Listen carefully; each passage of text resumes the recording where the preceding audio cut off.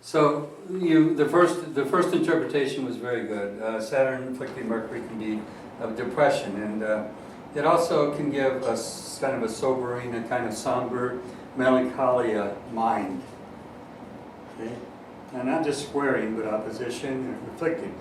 We could be a 150-degree aspect. It's an affliction. It could be a 45-degree aspect. These are, they call them minor aspects. To me, they're not minor. They're major.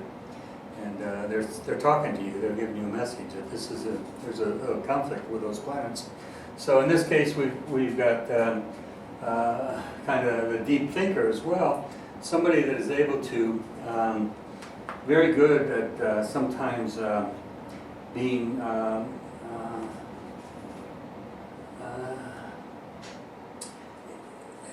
they have a speech and a ability to cut through and really wound other people with criticism.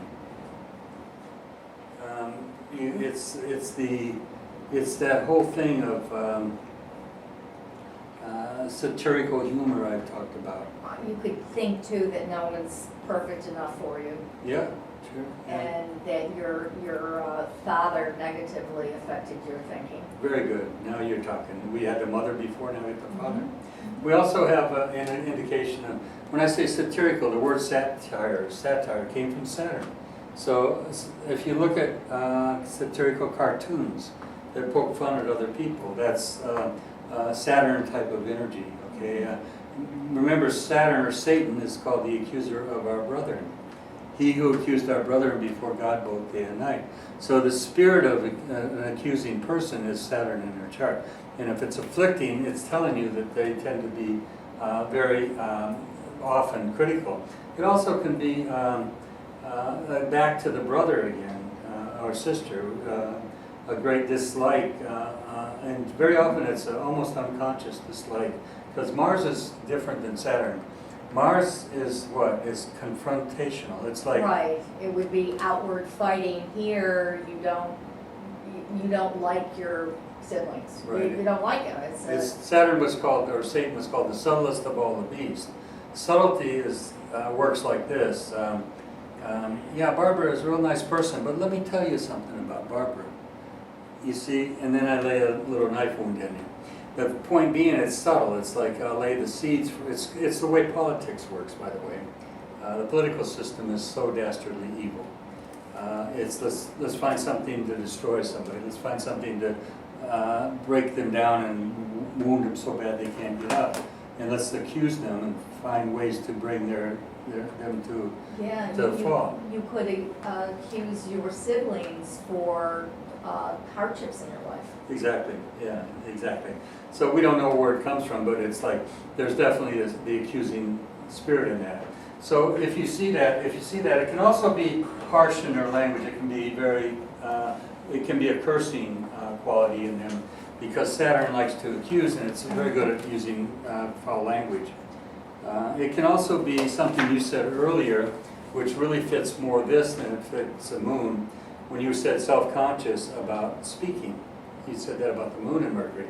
But it's much more true with Saturn, because Saturn is very self-conscious, and it's where the word paranoia is Saturn. Okay, it's, if you think about it, everybody's out to get me. It's like Richard Nixon was so paranoid. He was a Capricorn. You knew that. Nixon was, and he lived up to the Capricornian side. Very paranoid. And the whole things that brought him down was. This would be the classic negative thinker. Exactly. And also, if you remember, Nixon was the swearing president. They didn't know that until they got the tapes. Did you know that? He was what? Cursing, always cursing. Oh, I didn't know that. Yeah, in fact, they couldn't believe when they brought all those tapes, they finally got them. Remember the tapes? Yeah. When they got that whole thing about that break-in in that hotel. Do you remember all this story? You remember how he brought... Watergate. So Watergate and all that. But what happened was, Nixon was known for cursing, and constantly cursing. And he was so typically the Capricorn. His name is interesting because it's Nix and Nixon.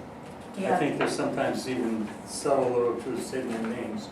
So here we go. So it can be Isolated communications, okay, again, isolated.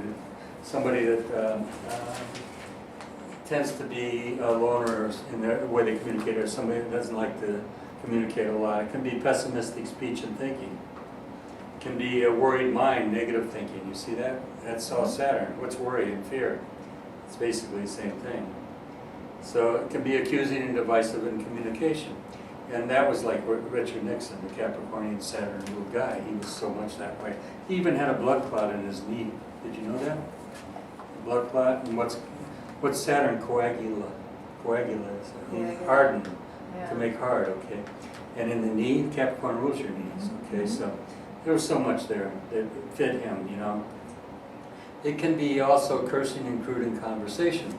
Now, when I say crude, it's very often Saturn does that. It brings a crude kind of coarseness to. It can be very sexually crude. It can be somebody that is offensive, because offensive is Saturn and speech is Mercury. So you get offensive speech, people that can offend real easy. Okay, and it can be also speech impediment. But the difference between a Mars-Mercury affliction and Saturn is what? Mars makes you speak too fast. Like Mars makes you speak too fast. This would make you speak on a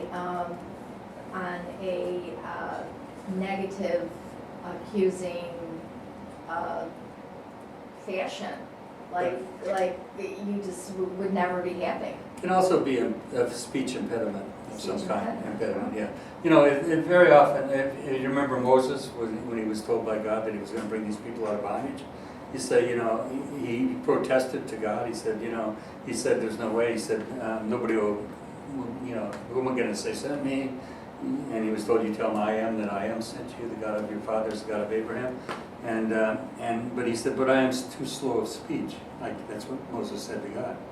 And what did God say back to him? Don't worry about that. I'll give you Aaron as a mouthpiece, your brother. He'll be your mouthpiece. He'll speak for you. So, you know, it's just, it can produce defects in speech. Saturn, it can also produce problems, halting speech, a doubting speech. I know a guy that I tutored here that for a long time into him, but he tends to constantly halt and he can't get things out very well. He's always measuring his words so much, but he has a hard time communicating because of that. And Saturn likes to measure things and, you know, weigh things. That's what Saturn does. And so you get somebody that's got that going on with the Mercury, and what they tend to do is they tend to have an inability to express themselves very adequately because they're so slow at getting things out that by the time they do, you've already been there in your own mind and know where they're going, but they don't know where they're going yet. So anyway. Something can happen too where you're totally restricted to communicate at all. Exactly. People that are on life support, people that, anything like that, yeah, yeah. Okay. So. Right, am I seeing it? Yeah, absolutely, yeah. And now let's carry it to the more physical, Mercury to Saturn. This can be problems with the hands because Mercury rules the arms and the hands. It can be injuries to those that are bone related, you see. It can be arthritic problems that affect the hands and the arms, okay? It can be, it also can be somebody that harbors some very deep seated negative thoughts that if you really knew their thoughts, you'd be scared. You know what I mean? You say, oh my God, that's... We have lung problems too. Yeah, good for you, good. So that's the physical, you're getting down to the physical. That's where I want you to go more often. So if you have a client comes to you and you know that, or you don't always know it, but I'll say, I pray you don't smoke. I said, why is that? Well, you've got a Mars afflicting Mercury, or you've got Saturn afflicting Mercury, and this can produce long-term lung problems. Saturn will produce chronic problems more than Mars. Mars will produce what? Quick, yeah, violent kind acute, of, yeah. Chronic for chronic, Good, yeah. good, okay. So, what is that? There's and it's like suffocating slowly that people have a lung condition, I forget what it's called. COPD? Yeah. What's that? COPD? Chronic obstructive pulmonary disease. Now, notice the first word in that? Chronic. Chronic. Yeah. Okay. that aspect can produce this. You see it? Mhm. Because it produces chronic long-term conditions, okay? Okay. And there's nothing worse than seeing anybody with that, because they're struggling to breathe. It's like somebody's holding a hand over your mouth over and over every day. You're going through this trying to get enough oxygen. So, My neighbor has it. oh, it's a terrible way to go. I think I would put myself down. Yeah, both of us would. Yeah, you and I. Mhm. So we're getting more closely to understanding this. Now, the thing about, one thing I find that I want you to stop doing as much as you can. I want you to go over this, grill yourself, until you get it more completely in your soul. Because one of the worst things is to be hesitating a lot when you're reading, where people think, you're really struggling a lot, okay? That shows incomplete knowledge. It shows that you're not really on top of it, okay? Yeah, So- that's what I'm doing now. I mean, Yeah. I'll look at charts. I've got my clients, my students' charts, and what I'm trying to do is take one aspect out of there that really confuses me. I'll Right. look and I'll go, gee, well, what does that mean? And then I'll investigate it, I'll read about it, I will learn whatever I can, but that's helping me a little too, just Yeah. taking one thing out of the chart that I just don't, that I like look and I blank out. Right. And, Well, they'll keep affirming that too. Hmm? They'll keep affirming that. Every time you say it, Oh, yes, you okay, reinforce it.